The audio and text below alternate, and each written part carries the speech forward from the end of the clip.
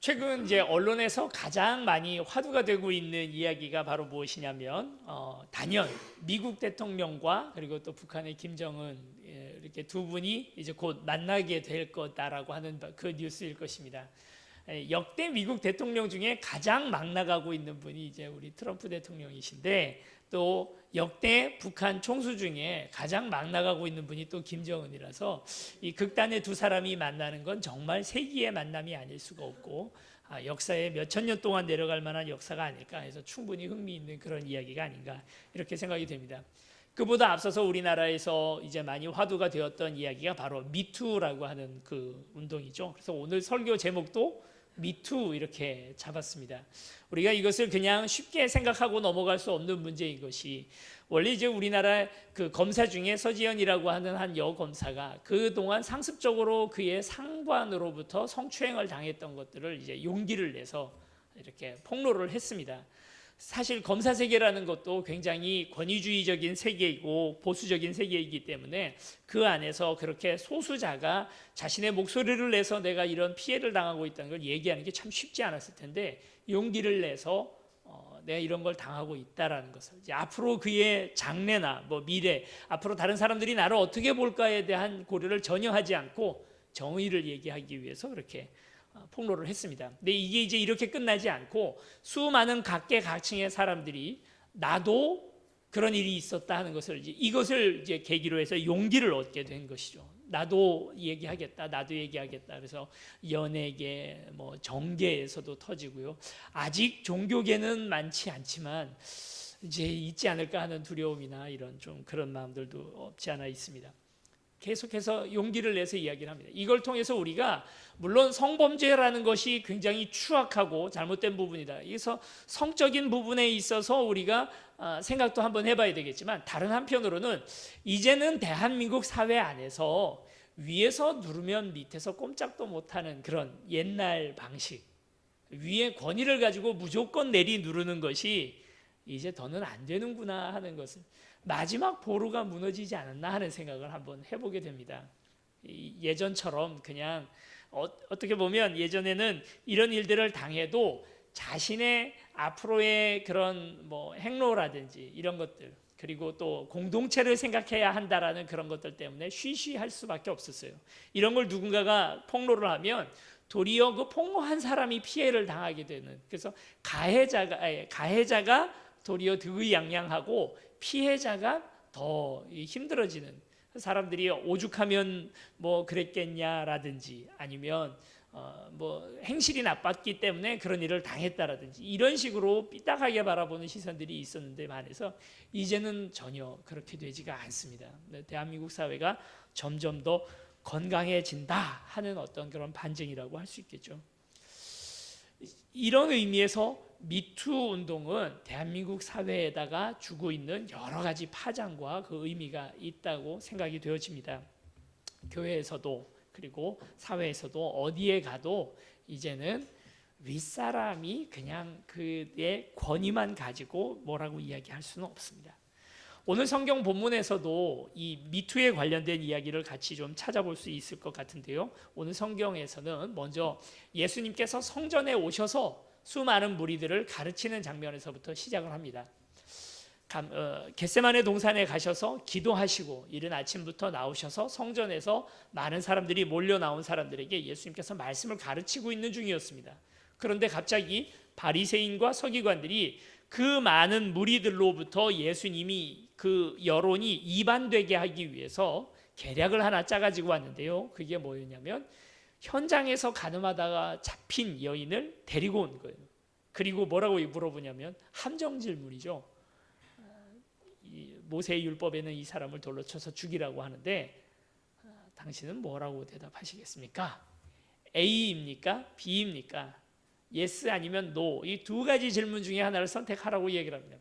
참 오늘 우리가 우리의 삶에서도 우리의 인생에서도 이 속고 있는 질문들이 바로 이런 것입니다. yes 아니면 no일, 사실 우리가 세상에서 만나는 많은 문제들은 yes 아니면 no 꼭 그렇진 않거든요. 그 안에 수많은 다른 답들이 있습니다. 많은 옵션들이 있습니다. 그럼에도 불구하고 세상이 우리에게 속이는 건 뭐냐면 예스냐 노냐 둘 중에 하나 선택해라.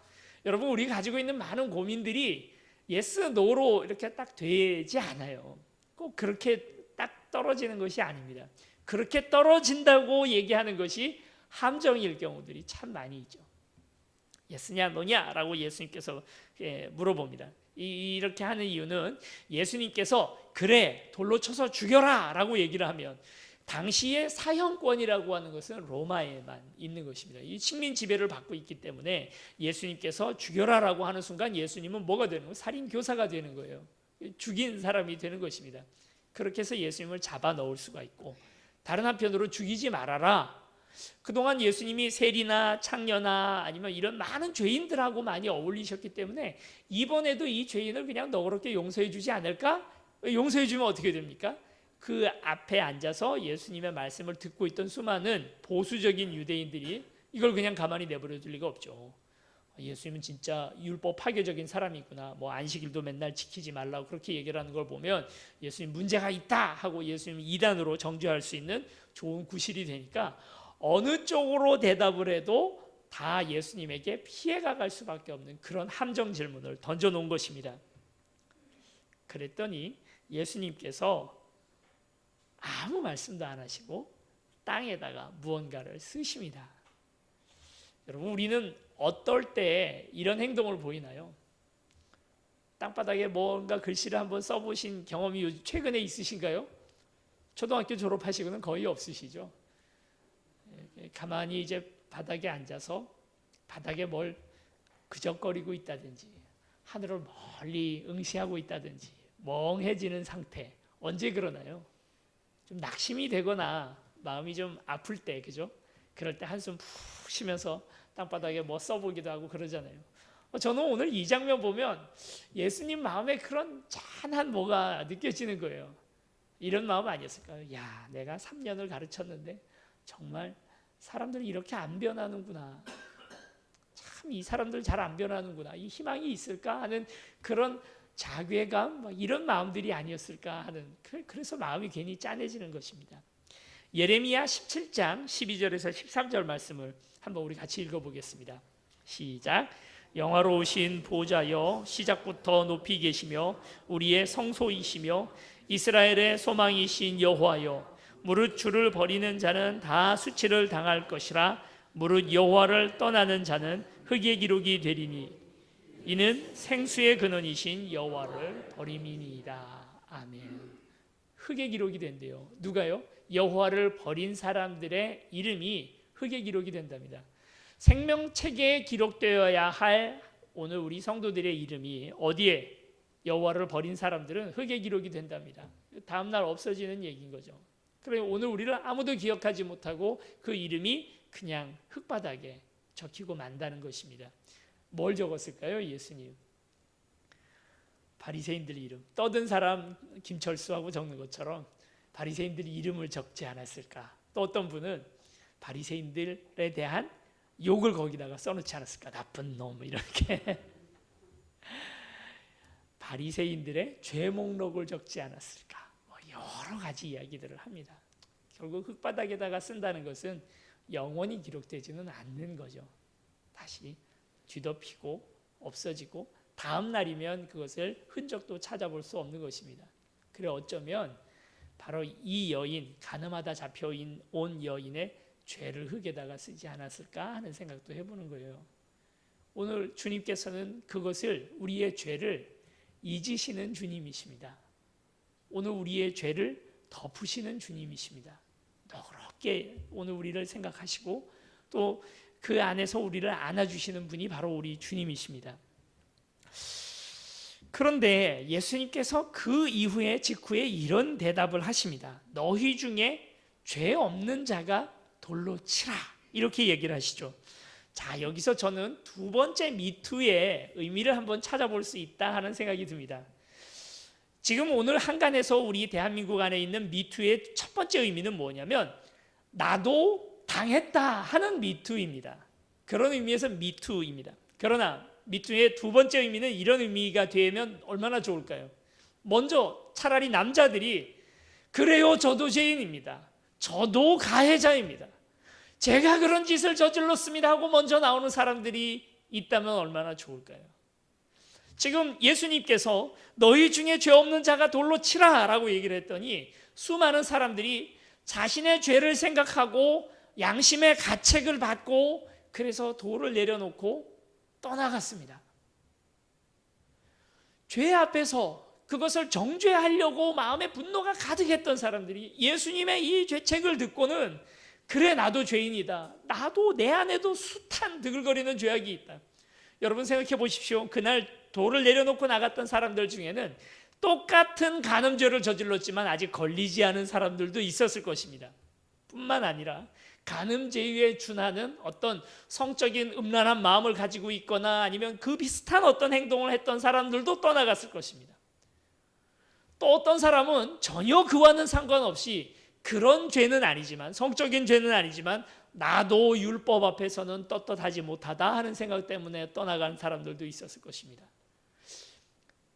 어쩌면 하나님의 말씀이 오늘 우리에게 가장 주는 큰 어떤 유익이라는 건 바로 뭐냐면 나 자신을 돌아볼 수 있는 기회가 되는 거죠. 참 한심한 사람 중에 하나가 자기를 못 보는 사람입니다. 자기 자신 보기가 정말 쉽지가 않습니다. 다른 사람들의 눈에 티는요 정말 잘 보입니다. 그러나 내 눈에 있는 가래, 그것은 찾아보기가 쉽지 않죠. 나를 볼 수 있는 사람이면 정말 훌륭한 사람입니다.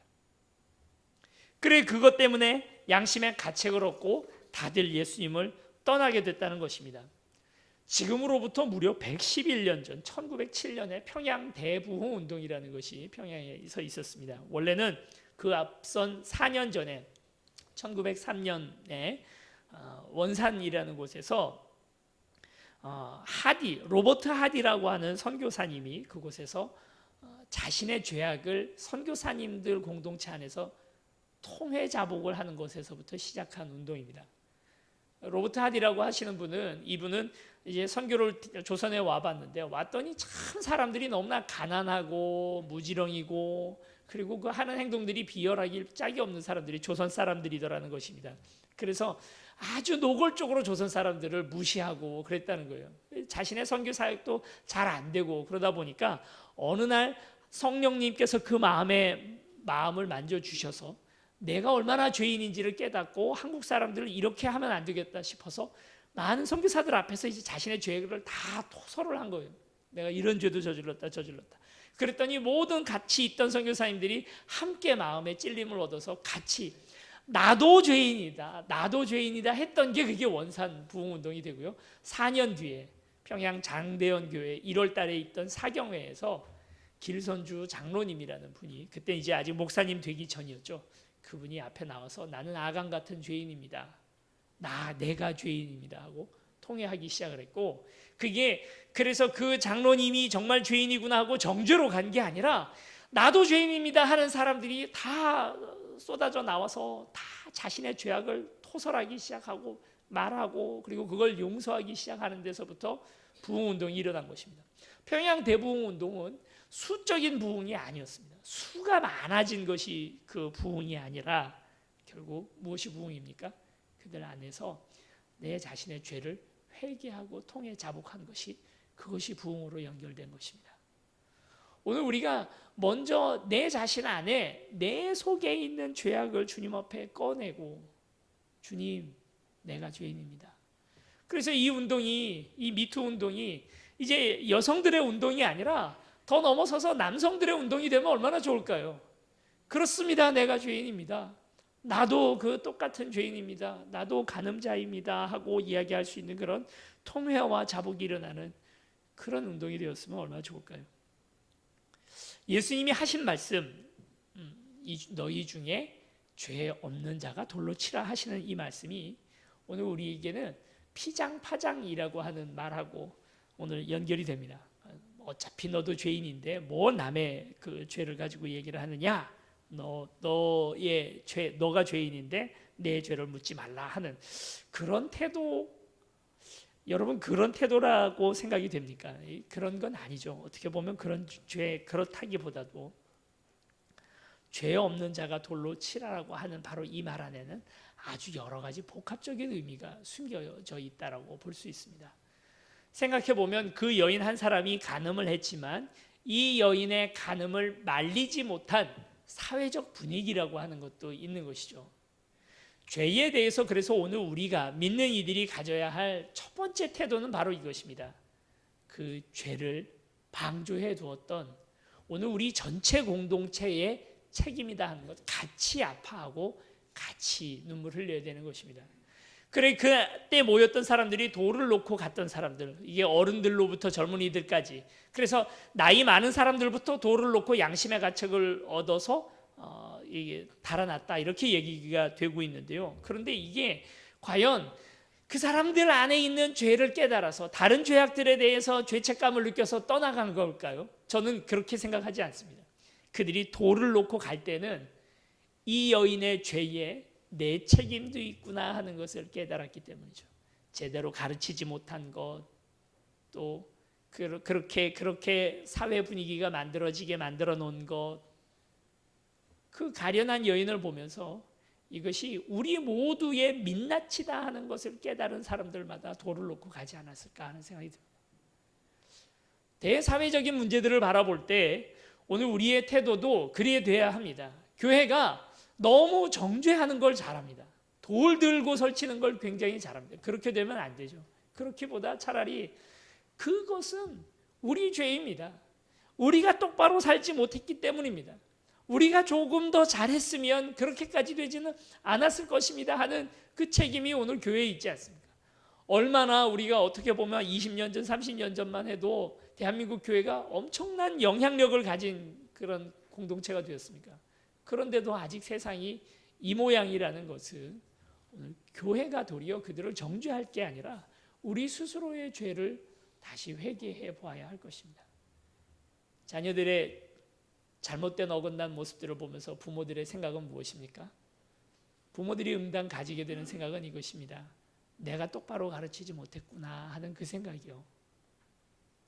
오늘 우리에게도 똑같은 책임이 있다 하는 것이죠. 참 아름다운 모습은 오늘 성경 본문에는 나이 많은 어른들로부터 젊은이들까지, 먼저는 어른들이 본을 보여주고요. 그리고 그에 따라서 젊은이들이 함께 돌을 놓고 예수님을 떠나가게 됩니다. 예수님도 그 여인에게 이렇게 말씀하십니다. 뭐라 얘기를 하십니까? 나도 너를 정죄하지 아니하노니 가서 다시는 죄를 범하지 말라, 이렇게 얘기를 합니다. 여기에도 미투가 또 있죠. 뭐라 얘기를 하십니까?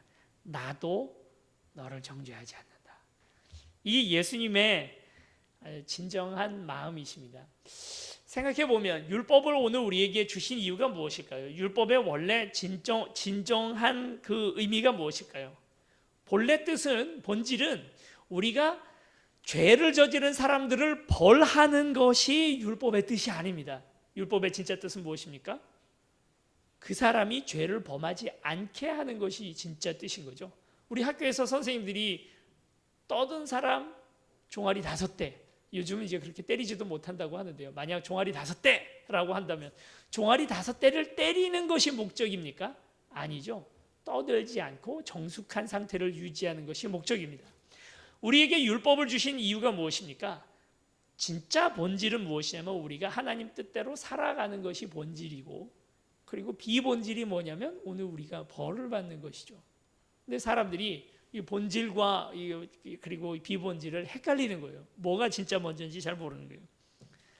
남아프리카 공화국에 우리 모든 인종과 국가를 떠나서 존경하시는 분이 한 분 계십니다. 이제 넬슨 만델라라고 하시는 분, 2013년도에 이제 돌아가신 분이신데, 넬슨 만델라 대통령이라는 분이 27년 동안이나 무려 27년 동안이나 백인들에게 탄압을 받아가지고 감옥에 갇혔던 분입니다. 그리고 27년 만에 다시 출소를 하셔서 결국 대통령의 자리에, 남아프리카 공화국의 대통령 자리에 이제 처음으로 흑인이 대통령이 됐습니다. 1994년부터 이제 대통령이 되었는데, 대통령이 되자마자 이 흑인 대통령이 제일 먼저 한 게 뭐냐면 백인들이 이 흑인들을 얼마나 많이 탄압을 했냐면 우리나라 일제 시대에 조선인들을 탄압했던 그 이상으로 백인들이 흑인들을 죽이고 고문하고, 심지어는 나중에 뭐가 발견이 됐냐면요, 흑인들에게 작용이 되는 이 신경가스까지도 백인들이 개발하고 있던 공장을 찾아냈어요. 그럴 만큼이나 이 남아공에서 흑인들과 백인들 사이의 갈등은 심각했었습니다.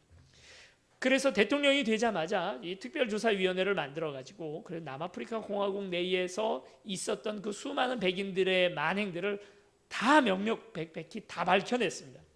대통령에게는 그 자료가 몇천 페이지에 달하는 그 백인들의 죄 목록이 발견이 된 거예요. 이제 이걸 가지고 사람들을 처벌하기 시작하면 이제 수많은 사람들이 다칠 수 있는데, 만델라 아주 놀라운 일을 하게 됩니다. 어느 누구도 상상하지 못했던 일을 하게 되는데, TV 앞에 나와서 인터뷰하기를 뭐라고 얘기를 하냐면, 이제부터 공영방송에서 청문회를 하겠습니다. 이 청문회는 검사가 아니면 국회에서 그 죄인을 앞에다 갖다 놓고 그리고 그 사람의 죄를 따져 물어가는 청문회가 아니라 빈 의자를 놓을 테니까 누구든지 백인들 중에 죄 저지른 사람은 앞에 나와서 자신의 죄를 고백하십시오. 그러면 다 사면하겠습니다. 이렇게 얘기를 한 거예요. 충격적인 얘기였죠. 말도 안 된다 얘기를 했습니다. 특히나 넬슨 만델라의 부인, 영부인은 이거에 대해서 아주 강력하게 반대하고 결국은 이 문제 때문에 이혼까지 했다고 합니다. 그럴 정도가 됐죠. 처음에는 쭈뼛쭈뼛 아무도 잘 안 나오다가 한 명, 두 명 나와서 이제 그 TV 카메라 앞에서 자신의 죄를 고백하기 시작했습니다. 그리고 고백한 모든 죄악은 다 사해 주는 겁니다. 그러니까 이제 본물처럼 사람들이 나와서 고백을 하기 시작했고, 심지어는 TV에 어떤 장면까지 나오냐면 바로 그가 죽였던 그 아들의 어머니가 나와서 눈물로 그 백인을 얼싸안고 회개하고 그 고백했던 사람을 안고 용서를 해주는 거예요. 그런 일들이 우리나라 마치 이전에 80년대에 이산가족 상봉하는 것이 하나의 붐이 되었던 것처럼 그 이상의 붐이 남아프리카 공화국에서 있었던 것입니다. 나중에는요, 흑인들 중에도 백인들에게 테러를 저질렀던 사람들이 있잖아요.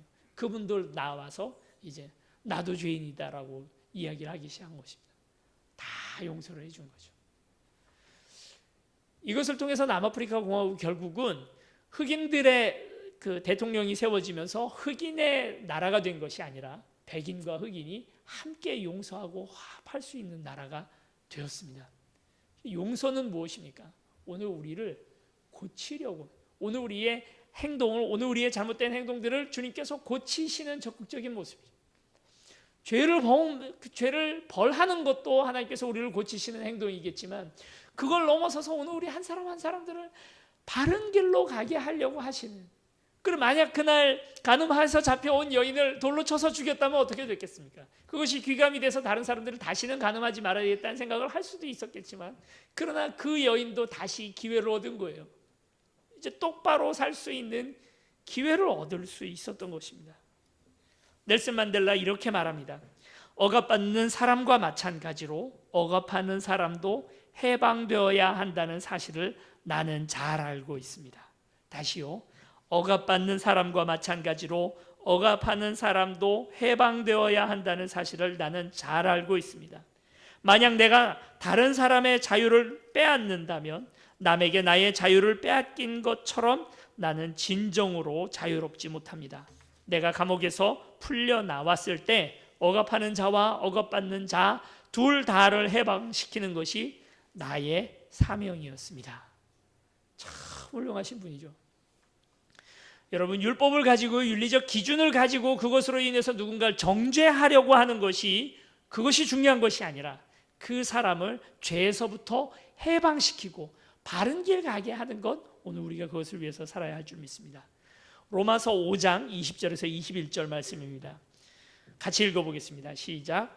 율법이 들어온 것은 범죄를 더하게 하려 함이라. 그러나 죄가 더한 곳에 은혜가 더욱 넘쳤나니 이는 죄가 사망 안에서 왕노릇한 것 같이 은혜도 또한 의로 말미암아 왕노릇하여 우리 주 예수 그리스도로 말미암아 영생에 이르게 하려 함이라. 나도 너희의 죄를 정죄하지 않겠다. 바로 이 의미가 이 안에 있습니다. 마지막으로요, 우리에게 미투의 의미, 마지막은 의미가 이렇습니다. 가서 다시는 죄를 범하지 말라. 너도 이제 주님 안에서 거룩한 삶을 살아라 하는 그 미투이죠. 여러분, 이제 이번에 밝혀지고 있는 미투 운동 이 사건에서 이렇게 가만히 보면 연극, 영화, 연예, 예술계, 뭐 정관계, 이제 또 앞으로 나오게 될 종교계, 뭐 이런 일들을 보면 이게 관행이었다는 거예요. 그분들 변명을 다 들어보면 결국 그 얘기입니다. 나만 그런 게 아니라 다들 그렇게 해왔기 때문에 그랬다는 것입니다. 이들에게 미투는 어디에 있냐면 그들이, 선배들이 그랬으니까 나도예요. 미투인 거죠. 그들이 그랬으니까 나도 그랬다는 거예요. 세상 다 그러고 있는데 나도 그런다는 겁니다. 누가 뭐 그게 잘못됐다는 건 나도 다 잘 압니다. 그러나 그게 어디 나만의 문제입니까? 온 세상이 다 그러고 있는데요. 선배들이 그러고 있는데요. 여러분, 오늘 우리의 본이 누구냐에 따라서 완전히 다른 삶을 오늘 우리는 살아갑니다.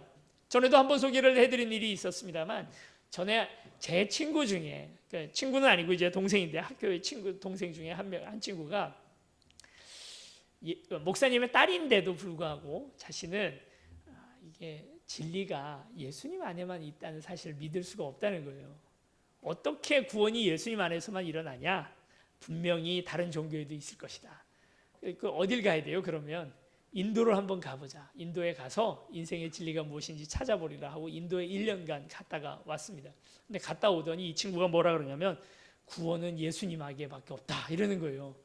야, 대단하다. 그거 어떻게 찾았냐? 근데 이 친구가 원래 이제 좀 페미니즘, 그러니까 여성 우월주의 뭐까지는 아니고 남성 여성이 공평하다 하는 생각이 아주 그렇게 있는 친구였는데, 인도에 갔더니 인도에 참 인도의 크리스찬들은 잘 살아가고 있는 그런 모습들도 많이 보았습니다만 참 사람들의 사는 삶이 너무 더럽더라는 것입니다. 그러니까 위생적으로 더럽다 하는 것이 아니라 남편이 아내를 죽이고 그리고 토막살인을 하고 해도 그게 이제 다시 또 재혼을 한다는 거예요. 그렇게 하고 나서는. 이유가 뭐냐면 그럼 지참금을 받을 수가 있으니까 그렇게 한다는 거예요. 그리고 그냥 법정 앞에서 내가 이유가 있어서 죽였다라고 얘기를 하면 얼마든지 그냥 무죄 판결을 받는다라는 것입니다. 대한민국 내에서 몇 년에 한 번 일어날까 말까 한 더러운 그런 사건들이 인도는 매일 밤마다 일어나더라는 거예요. 그래서 왜 이럴까? 가만히 살펴보니까 이들이 믿고 있는 신, 여러 신들을 믿지 않습니까? 인도에서는 그 여러 신들이 똑같은 짓을 하고 있더라는 것입니다. 그 신화가, 그들이 가지고 있는 전설이 다 그런 얘기더라는 거예요. 신이 그들 신 안에서 엄마를 죽이고 애를 죽이고 토막살인을 내고 그런 아주 복합적인 그런 죄악들이 그 신화 속에 그대로 있더라는 거예요. 똑같이 살더라는 거예요, 사람들이. 신화가 그러면은요, 사는 삶도 똑같습니다. 대한민국 사람들이 참 찾는 거 잘하죠. 왜 그럴까요? 우리 안에 오래된 신화가 있잖아요. 단군 신화, 그죠? 다 곰입니다. 미련곰탱이입니다. 마늘 씹어 먹으면서 동굴에서 그냥 몇백 일을 버틸 수 있는 것이 미련곰탱이 대한민국 사람들이죠. 실제로 우리의 DNA에 그런 끈기가 있는 것이 아니고 우리가 믿고 있는 신화가 그렇기 때문입니다. 오늘 예수 믿는 오늘 우리가 믿고 있는 신화는 무엇입니까? 신화가 아니라 진실이죠. 진리이죠. 예수님의 이야기, 선하시고 거룩하신 예수님의 이야기를 오늘 우리는 믿지 않습니까? 그러면 오늘 우리의 행동은 어떻습니까? 미투, 나도 그렇습니다. 주님을 향하여 미투라고 외쳐야 되는데 우리 예수 믿는 사람들이 세상을 향하여 미투라고 외칩니다. 나도 그 선배처럼 똑같이 그런 짓 해도 뭐 어때? 나도 우리의 앞선 사람들처럼 똑같이 그래도 뭐 어때? 세상 사람들 다 그러는데 거기서 미투를 외치고 있는 거예요. 예수 믿는 오늘 우리는 주님 앞에서 그 미투를 외쳐야 되지 않겠습니까? 나도 주님 안에서 거룩해야 되겠다라고 얘기해야 되지 않겠습니까? 레위기 19장 2절입니다. 같이 읽어보겠습니다. 시작. 너는 이스라엘 자손의 온 회중에게 말하여 이르라. 너희는 거룩하라. 이는 나 여호와 너희 하나님이 거룩함이니라. 다시 한번 읽겠습니다. 시작. 너는 이스라엘 자손의 온 회중에게 말하여 이르라. 너희는 거룩하라. 이는 나 여호와 너희 하나님이 거룩함이니라. 여러분, 오늘 이 말씀 앞에서, 하나님 앞에서 그분이 거룩하시니까 우리가 세상에 어떤 누구를 모델로 오늘 우리가 이 땅을 살아가겠습니까? 오직 주님이 오늘 우리의 진정한 모델이고 오늘 우리가 그분을 닮아가야 할 줄로 믿습니다. 그분과 함께 기뻐하고 그분과 함께 즐거워하는 것이죠. 여러분, 그거 아십니까? 부부는 닮는다고 합니다. 이제 새신랑도 아마 그렇게 될 것입니다. 부부는 닮게 됩니다. 저희 부부는 아예 처음에 결혼하기 전부터 닮은 얼굴, 약간 전혀 인정하지 않는 얼굴로 지금 저희 사무 뒤에 있는데요. 그런 얼굴. 부부는 닮습니다. 왜 그렇습니까? 이게 어느 분이 과학적으로 그걸 설명을 했어요. 웃을 때 같이 웃고요. 울 때 같이 울고요. 화날 때 같이 화내기 때문에 얼굴 근육, 수백 개의 얼굴 근육이 비슷하게 발달을 하게 된다는 거예요. 그래서 수십 년이 지나다 보면 얼굴이 닮는데요. 닮았잖아요. 딱 보면 모르는 분들이 봐도요, 아, 닮았구나, 저 두 분이 부부구나 하는 것들이 금방 느껴집니다. 그렇게 보여집니다. 오래 같이 있고 같이 울고 같이 웃다 보면 닮아지죠. 우리는 하나님 닮습니다. 왜요? 하나님 울 때 같이 울고요, 하나님 웃으실 때 같이 웃으면 하나님 닮게 됩니다. 그분이 기뻐하시는 일을 우리도 기뻐하고, 그분이 슬퍼하는 일에 오늘 우리도 슬퍼하고, 그분이 감격할 때 우리도 감격할 때 오늘 우리는 주님을 닮아가는 거예요. Me too. 주님, 저도 그렇습니다. 주님 기쁘시죠? 저도 그렇습니다. 주님 슬프시죠? 저도 슬픕니다. 주님 화나시죠? 저도 화가 납니다. 여러분, 주님께 Me too라고 말하는 순간 우리는 주님을 닮아가게 됩니다. 신앙생활을 오래 하신 분들이 있잖아요. 오래 하면서 정말 지극하게 주님을 잘 믿고 기도 많이 하신 분들 얼굴을 보다 보면요, 하나님 얼굴 보는 것 같아요. 아마 하나님 얼굴 그 비슷할 거예요. 정말 닮을 수밖에 없거든요. 우리 하나님을 닮아가는, 그래서 주님께 미투라고 고백하는 저와 여러분들이 되시기를 축원합니다.